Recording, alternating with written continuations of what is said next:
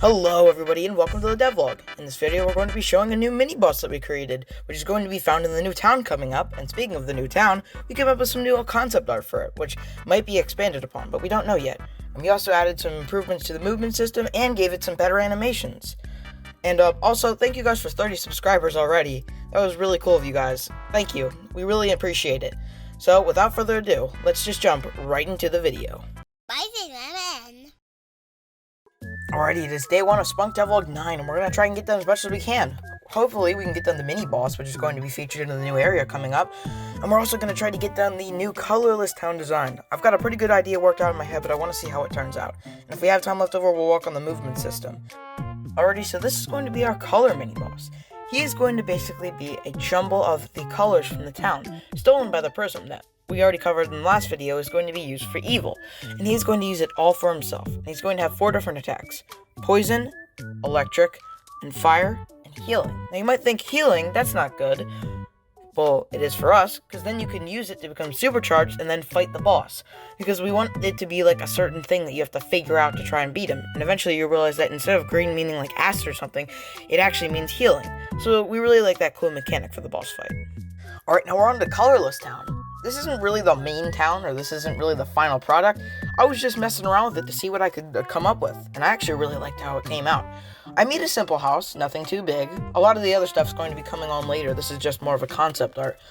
But it's basically, I'm going to add more filters to the camera, but it looks super like everything is gone. I want you to feel dread in this town. The trees gray, everything, the color just expunged from the town. And I really like that. That's the effect I'm going for, because then that makes you feel even better once you save it. Because now you're like, oh my god, I just saved the entire town. And I really like the way it came out. Especially since with all the colors that are nice and mild. Alright, now for the better movement system. Now, when we were designing this, we wanted this to be a little bit different. We used a tutorial for the first one. Thank you, Games Plus James. We'll leave your link down in the description again. Hopefully somebody followed it, because you're a really cool YouTuber. But, we added a couple changes to it, because we didn't seem it would fit Spunk as well. Starting off with the raycast feature to see where the ground was. It wasn't 100% reliable, and when we tried to change the hitbox of the character with the capsule collider, it would not jump, and I didn't know why. But apparently it was caused by this not being the most reliable thing, or something related to it. So instead we used something that involves like a sphere checking the ground, which is much easier and much more reliable. So we changed that up, and we also made the air control a little less, because we want it to be a little more realistic. Even though it is like a cartoony 2.5D game, we want it to be semi-realistic. We want the physics to be realistic enough, because a lot of these 2.5D games have these nice movement systems, and we want it to feel good to play the game.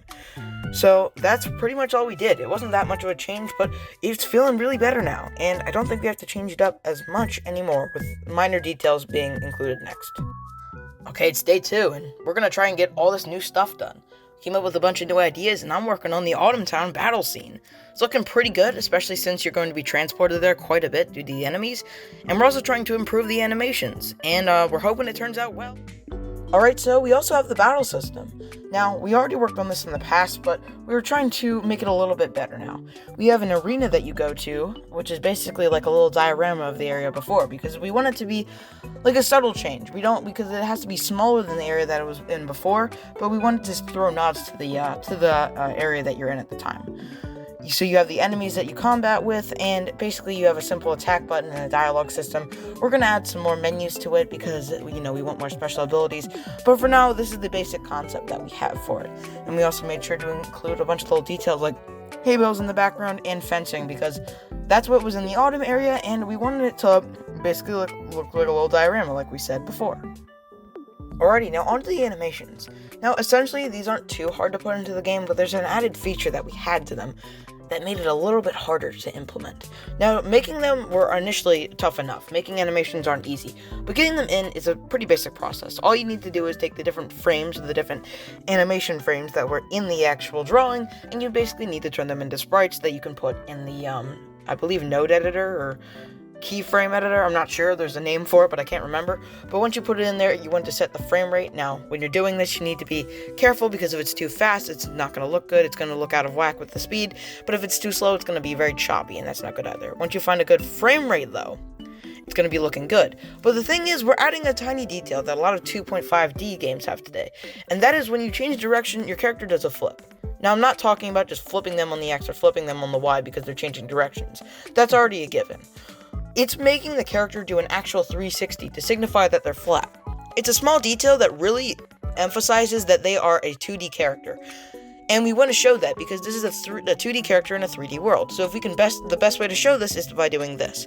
Because then you see them actually flipping when they change directions. And so because of this, it's going to look a lot better. But making this isn't as easy because then you need to define what is going to track when he spins and also when it is going to play. Because if you can't get that down, it's going to overlap with the actual walking animation sequence and it's not going to look as good. But depending if you get it right, we're still trying to figure it out. So if anybody knows any way to check if Spunk is going in a circle or if a character turns 360 or any way to check if an amount is changed in the transform menu, that would be awesome if you could leave it in the comments down below. We're still trying to figure it out. But by next devlog, we should probably get it all sorted out, and it's going to look much better once we have it in. It's going to really add to the style of the game, and that's what we're going for. Alrighty, it is day 3, and we're going to try and work on the central area of Split Town.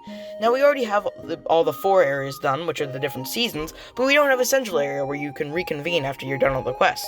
This is going to be used for an important story element and a cool cutscene coming up, so we're going to try and make it look as best as we can. Alrighty, now this is going to be the Split Town hub, and we worked out a lot of different designs for it, but we were able to come to this. And it's really just a culmination of all the different areas. Initially, I was going to make it like a bunch of different, like there's 4 different sections, each divided by a different line that changed like the different look of the camera due to the different seasons. But I figured that might be too jarring, and I don't want it to look like all this magic. I just want it to look like the jester came by and just messed things up a little bit, because he knew that even if he went too far, then he's going to lose the area's control. So what really came out of it was each of the different areas, trees are going to be represented, which the trees are important. They're showing the different season off. Just like in real life, they always change depending on what's going on. And so I wanted to keep them there to show each different area and what they're unique to. And then I added some gates. Now, I don't want you to be able to get into each area once. I want you to have to talk to each different guard that we're going to design to try and get in. That'll be a cool dialogue thing that we're going to add in. But for now, you have to get through the gates. And the gray gate, which I'm pretty sure that you can see, is going to be the main gate. Once you're done everything and you can talk to people at the end, and you bring them together as a community and fix the problems and maybe clean up anything that got damaged, then they will finally let you out of the town. And that's good, because not only are you helping the team move on and grow, you're also helping the town. Because if you didn't do that, then they're going to be, they're going to be in disarray. And so I want there to be a nice cutscene at the end, where you see all the people, how they're happy, and how you changed it. I want you to feel like you're a hero, like you're someone who's really doing your best, at least in this playthrough. Now that's another idea that we're still testing with, and we might include in the next devlog. But we've got a pretty good idea for it, and it might not be that you're always the nicest, or maybe you are, depending on how it's going to go. We have it in development, but if you have any questions, we might be able to give you some hints to it, but you can ask them in the comments down below. But that's all we got for the Split Town hub, and it's looking pretty good. I'm pretty proud of it. And that's about it for the video. Thank you guys for watching. If you really liked it, why don't you subscribe? You don't have to, always optional, but it would really help us out, and it would really keep our self-esteem up, although it doesn't really matter. We're making these to make people happy, not for the views and not for the money, especially since we're not making any money, so it doesn't really matter. We're trying to do this for you guys, and if we can make someone happy, that's all we really care about. But it would be really appreciated. We also love the feedback that you guys give us, so if you have any feedback for the devlog or any hints to what we can do, or any nods to any things that we left in the video, maybe some, I don't know, story elements that you want to comment on, we would love to answer your questions, especially since one of these parts was a little bit vague, mainly because it's coming up in the next devlog, but we wanted to keep it semi-vague, so if you want to ask any questions for that, that'd be cool. But, thank you guys so much for the support in the last video. We really appreciate the journey so far, and we're going to keep making these. We're not stopping. Even if it gets tough, we're going to keep going, because we know that you guys like them, and we also want to finish this game. We really like the development of it, and it makes us feel happy. So if we can keep going, we're definitely going to do that. But time for the line. Don't forget, you're amazing. Stay safe.